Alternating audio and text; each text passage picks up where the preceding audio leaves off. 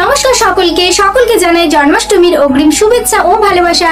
আজ আমি জন্মাষ্টমী স্পেশাল তোমাদের জন্য শ্রীকৃষ্ণের এই সুন্দর সাজটা নিয়ে এসেছি, যাতে তোমরাও তোমাদের বাড়িতে থাকা ছোট্ট সদস্যটাকে জন্মাষ্টমী দিন সুন্দরভাবে শ্রীকৃষ্ণের রূপে সাজাতে পারো। তো চলো আর কথা না বাড়িয়ে কিভাবে এই লুকটা ক্রিয়েট করলাম সম্পূর্ণটা দেখতে থাকো।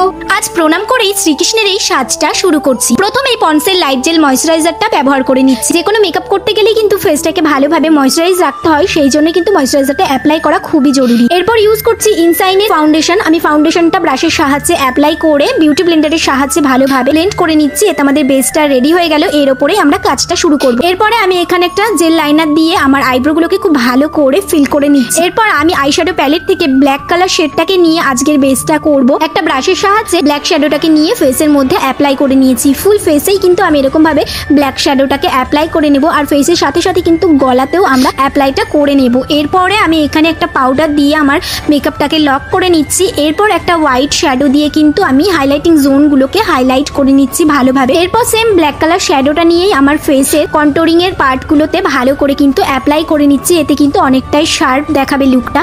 এরপর একটা ব্রাউনিশ কালার নিয়ে কিন্তু আমি আইলিডে অ্যাপ্লাই করে নিয়েছি। দুটো আইলিডেই খুব ভালোভাবে ব্রাউন কালারটা অ্যাপ্লাই করে নিয়েছি। তার নিচে দিয়ে কিন্তু ব্ল্যাক কালারটা অ্যাপ্লাই করেছি। দেন একটা গ্লিটার ইউজ করে নিয়েছি এখানে দুটো চোখেই। এরপরে আমি লাইনার পরে নিয়েছি। আমি এখানে এনওয়াইবের লাইনারটা পরেছি। দেন পরেছি কাজল, এখানে এনওয়াইবের কাজলটা পরে নিয়েছি।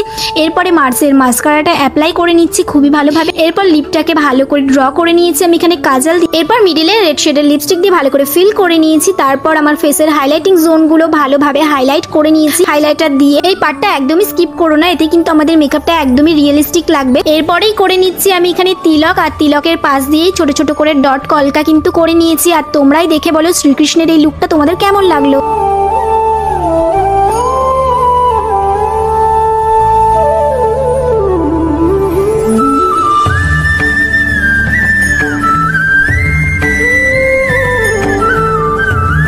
জন্মাষ্টমী স্পেশাল শ্রীকৃষ্ণের এই সাজটা তোমাদের কেমন লাগলো কমেন্ট করে অবশ্যই জানিও। আর নেক্সট তোমরা কেমন ভিডিও দেখতে চাও সেটাও কিন্তু কমেন্টে জানিও।